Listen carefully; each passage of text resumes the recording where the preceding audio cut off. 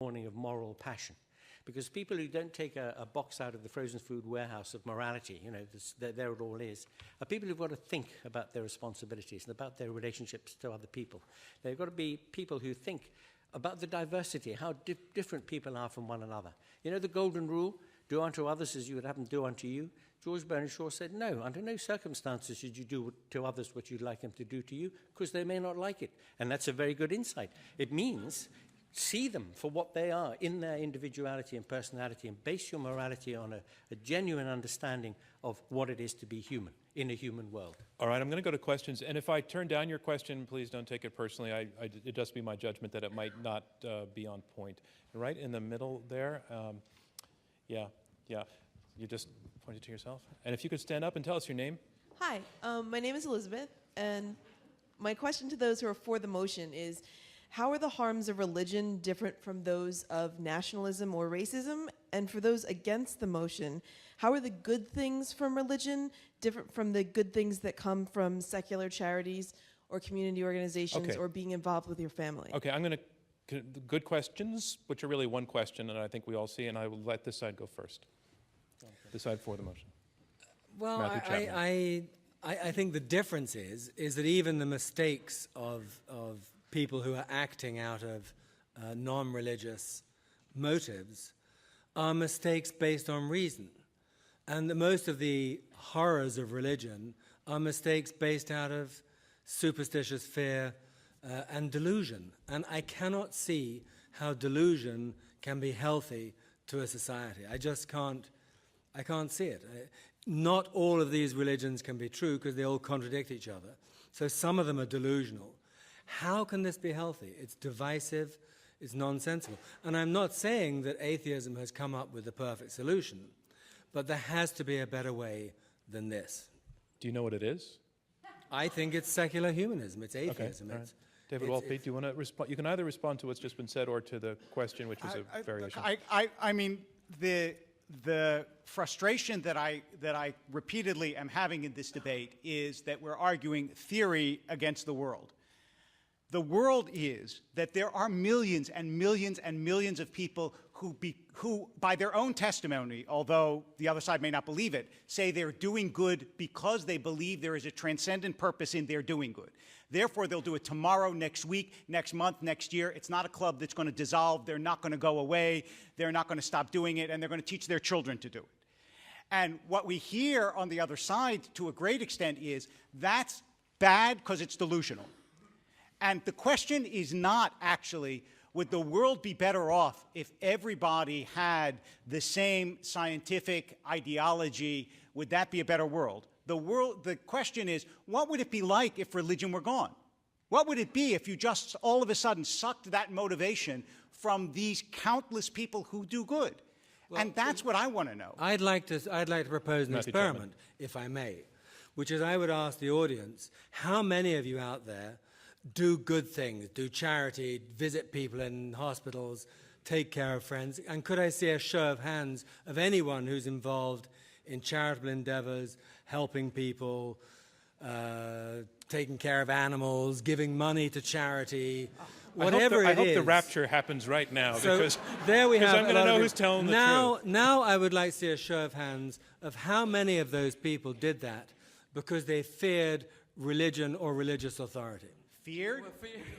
Well, or were in. And here's my question. Okay, I haven't finished yet. Hold off a second. I haven't finished Yes, yet. okay. Or, I mean, we saw no hands there. Or who did it because they thought that by doing good action it would get them into heaven. Let's see a show of hands. Didn't say on that either.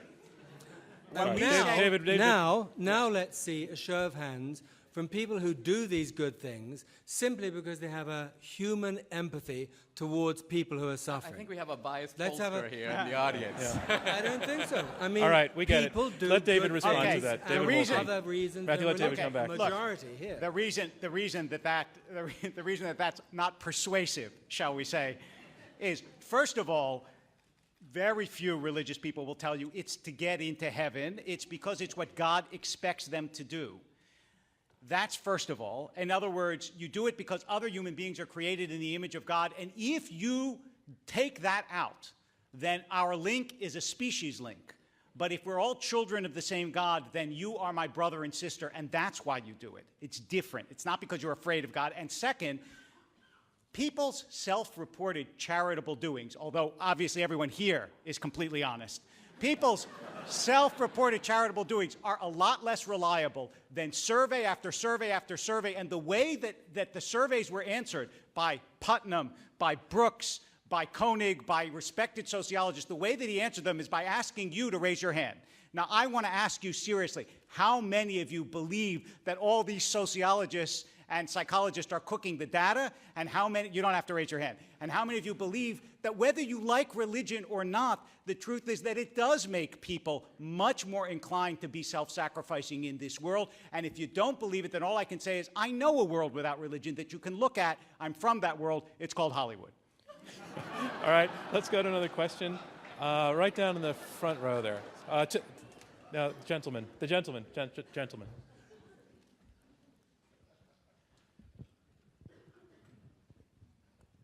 You'll probably notice a male-female pattern in my selection. So the next question, you know who should raise their hands. Thank you so much for this evening. I think it's a great debate, and I truly enjoy it. I am Muslim, okay?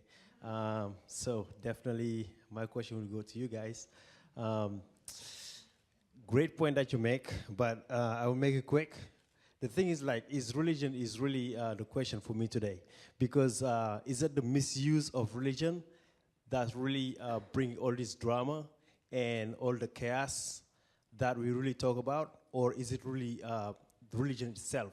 Because if I have a weapon, right, and I use it against you, and in this day today, we go to court, I will take the person on his character and take him to court and take him to jail, not the company that make the weapons or the owner of the company, but I will take the person on his own act. I think you started with the question, okay, which was, is it religion, or is it the way that some people are using it or misusing it? And it's a terrific question. Let's go to this side. Well, I mean, that Matthew to me is the entire problem. If you look at any religious text, it can be interpreted in any way and give you an excuse to do anything. These gentlemen here, I'm sure they're very nice people, and they look at it in the most benign way. I've heard Rabbi Wolpe over there say that the whole process of religion is that you take all these complicated books and you filter them through human consciousness, and out comes something that makes sense. I agree. And when you filter them out, what you get is humanism. Jefferson did the same thing with the Bible. He took out everything that he thought was contemptible or had nothing to do with the origins of religion. He got 48 pages. I say you could bring it down to one page that said, or one phrase, which would be, do unto others as you would have done to you. It is as simple as that. And all of those texts so Matthew, your answer to his question is, it's not just how religion gets used. The problem is religion itself. The problem is the ancient texts that are infinitely interpretable for any purpose. Okay, Dinesh, do you have somewhere new to take this response? Well, yeah. First of all, Jefferson, who was a man of the Enlightenment, not a very devout Christian, as you point out correctly, but when Jefferson was asked, what is the source of our rights? He could have said the social contract, he could have said the Enlightenment, but no, he said it's the Creator. He could think of only one source. One word about the texts. I think the point that Rabbi Wolpe and I are stressing is that the way to interpret a text is to look and see whether the people who revere the text do the things in the text. So, for example, he read a passage from Deuteronomy about chopping off people's arms or removing their genitals. So I ask you, how many religious people are going around without arms or genitals? No one who is Jewish or Christian reads the text that way. So there's a form of, you might say, atheist fundamentalism in taking the text in so literal a way that no Christian, there was a debate that between Paul and the early apostles about which aspects of the ancient law should apply to Christians. It was settled 2,000 years ago that Christians would not follow the Old Testament in a literal way. And even the guys in Dover aren't doing that. So, in a way, I think these guys are charging an imaginary dragon. They're trying to hold us accountable to texts which were, in a sense, not taken as literal 2,000 years ago. In the fourth, I want to move on, and fourth row, but you can, in your closing remarks, you can. My question is a little bit more broad. It says, isn't religion basically a fear of death and ultimately your ultimate judgment? And the selfish belief that humans are so important that we should have the right to live forever? Well, you guys are going to say yes to that, I'm pretty sure. So I'm going to go over this way. Dinesh D'Souza. I think your question is echoing an argument in Sigmund Freud that religion is wish fulfillment. That life is tough.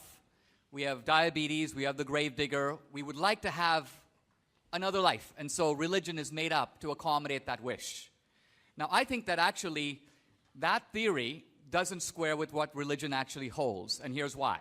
Certainly it explains heaven. Heaven is a good example of wish fulfillment. But remember that all the major Abrahamic religions also have hell. Now think about that. Hell is a lot worse than diabetes. Hell's a lot worse than death. Why would we make that stuff up? The bottom line I'm trying to make is that that diagnosis of religion as expressing wish fulfillment runs headlong into the actual facts that religious people actually sometimes fear a fate far worse than anything that life can offer them. Okay, let's go to gentlemen. Yeah, I'm looking right at you. Thank you. If you can rise, the mic will come to you. If there's anybody in the part of the auditorium that's not lit, I want to confess I can't see you. If you really, truly want to have a question, ask a question, if you come down the steps a little bit and I'll be able to see you, I'll try to call on you. I can't promise it, but I'll try to call on you. Sir, go ahead. Dinesh, this is specifically for you. Can you tell us who you are, please? Robert Schulman. Thank you. How could you possibly give a speech leaving out the Holocaust, Bosnia, Turkey and the Armenians? How could you quote that ridiculous book, which has been disproved when you take out the money that is given to the religion, all of the numbers shift the other way? You are sitting here systematically making up statistics to try and convince us that it's a good thing. And I'd love just your response. Okay, Certainly. I'm gonna, Dinesh, I don't want you to. I just think that's going to turn into a circle that doesn't get us further on our motion. So I'm going to move on to a different question. Really? Yeah, let's do that. Can we do that show of hand things? The show of hands thing? All right, make it very quick though, please. I want to focus on the Holocaust. I would recommend to you this book, Hitler's Table Talk. It's edited by the prominent historian Hugh Trevor Roper, and it constitutes direct notes of Hitler's comments authorized by Bormann between 1941 and 1945. In the early 1930s, when Hitler was coming to power, he wanted to win over the Bavarian Catholics and the Lutherans in Germany. And so he invented what he called a Nazi Christ. Not a Christ who was killed, but a Jew killer. And he tried to sell that to the churches, which didn't go for it. This book records page after page of Hitler's loathing and hatred for Christianity. He regarded the church as the most dangerous opposition to the Nazi regime. And I could read for an hour quotations from Hitler's mouth about his hatred for Christianity. My point is, what the atheists will put up on their websites are quotations from the early 1930s. The Mein Kampf, where Hitler says, "I'm doing the Lord's work." This was part of a propaganda campaign to win over the churches that was unsuccessful. Hitler was a hater of Christianity. I've never called Hitler an atheist. He was a certain kind of a pagan. All right. Everybody happy? All right, good. I just don't feel that it really moved our topic about whether religion is good or bad. Ma'am, sitting on the stairs because you came all the way down. Which one? Sure, yeah. All right. Yeah. Hi, my name is Catherine, and it seems today that there seems to be a disconnect between the two sides. One side argues that religion only creates good and perpetuates charity and civic engagement, while the other says that it's a system of discrimination and religious doctrine creating hate. I have a feeling that the truth is somewhere in the middle. However, my question is this: how do you get the benefits of civic engagement without the discrimination, or is it even possible to disentangle the two within religious doctrine? Is that more of a question to this side? Sounds like sure. it, yeah. David Wolpe. Well, I mean, it is certainly true that good and bad are mixed in every society, in every organization, in every human being. And the question you asked is a metaphysical question. That is, how do you get only the good and not the bad? I don't know that that's possible to do in any